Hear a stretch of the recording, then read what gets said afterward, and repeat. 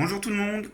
Vous êtes employeur et vous avez besoin de former vos salariés sur les gestes et postures, la prévention des risques ou les risques des addictions. Ou alors vous êtes salarié et vous en avez un peu marre d'être formé sur ces sujets sans jamais comprendre l'intérêt et avoir l'impression de perdre votre journée. J'ai une solution pour vous. Voici ce que je vous propose. Un jeu qui me sert de support pédagogique pendant mes formations et mes animations pour pouvoir comprendre et capter l'essence de tout ce qui est important dans la prévention des risques, des addictions et le tout dans un cadre de travail qui va être adaptatif en fonction de vos métiers. Vous voyez, le plateau de jeu se présente comme ceci et je vais pouvoir l'adapter à votre métier. Si vous faites dans un magasin, hop, votre espace de travail correspond à un magasin. Un open space ou du travail de bureau, je le remplacerai. Un EHPAD ou du travail de soins à domicile. Un dépôt ou du travail de stockage, de logistique et du travail en usine avec des chaînes qui seront représentées. Des lignes de travail. Voilà, pour l'instant, je vous propose déjà ça. Donc comment ça marche ? Parce que ça, pour l'instant, c'est un jeu. En fait, c'est tout simple. Chaque stagiaire va incarner un peu à la façon d'un jeu de rôle un personnage. Il y en a plusieurs différents. Ils ont tous à peu près la même carte, la même fiche de personnage. Et il y a un code couleur. Le code couleur, il sert à quoi ? Il sert à voir avec les différentes pioches, d'accord, qui vont servir pendant les phases de jeu pour se repérer facilement. Le premier code couleur en haut, chaque zone va être un peu personnalisée. Le premier code couleur correspond au travail, aux compétences du travail et aux missions qu'il va falloir faire monter pour le travail en équipe. Donc c'est là où on a toute la collaboration, la compréhension de ce qui est une compétence et de comment l'appliquer. Ensuite, on a vraiment la partie qui va correspondre à la prévention des risques.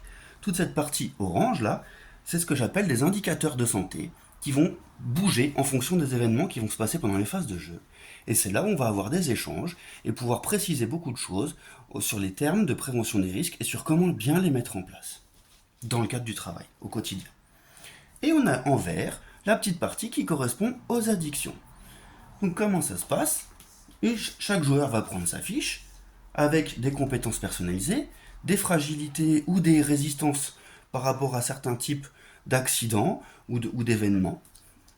Et en début de partie, tout le monde prend ce que je vais appeler les cartes addiction. Donc il y en a plein. Vous voyez, c'est plein de petits dessins. Je vous mets un peu mieux la caméra. Voilà.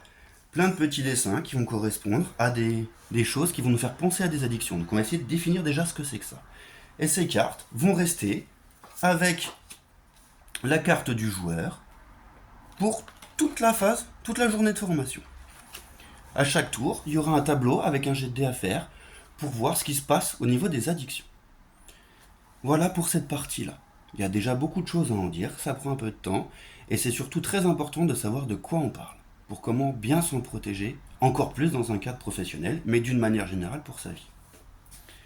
Et après, en fonction des missions qui seront remplies, et des lieux sur le tapis de jeu, les pions vont se positionner et monter de case en case. Ça, c'est l'objectif de réaliser ces missions, comme si on fait son travail, on remplit son contrat de travail.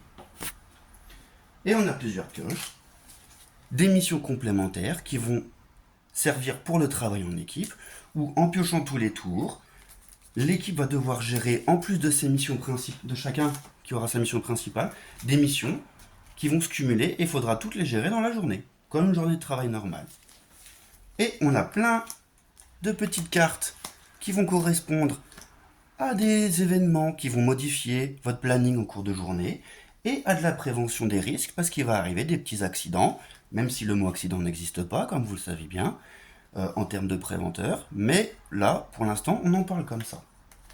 Ok. Et l'idée, donc, c'est de se servir de ce support de jeu pour pouvoir être bien informé, bien formé et surtout comprendre l'importance d'aborder ces sujets-là et de les appliquer au quotidien. Parce que faire une formation non concrète ou qui ne sollicite pas l'intérêt des personnes, Eh bien, c'est faire un peu chou blanc. Et c'est le problème de la prévention en ce moment, qui soit n'est pas prise au sérieux, soit n'est pas utilisée une fois qu'on a passé la journée de formation. Donc l'idée de ce jeu, c'est de servir de fil rouge dans les formations. Et surtout, que les gens se souviennent des choses importantes. Parce qu'elles ont vécu un moment agréable, elles ont partagé des informations importantes. Et c'est là où on va augmenter les chances de mémorisation des informations et de pouvoir l'appliquer dans le cadre du travail. D'accord ? Voilà un peu l'idée de mon jeu. Peut-être je vous le présenterai différemment une autre fois. En tout cas, si vous êtes intéressé, n'hésitez pas, profitez-en pour me contacter. Je fais des interventions dans tous les cadres professionnels.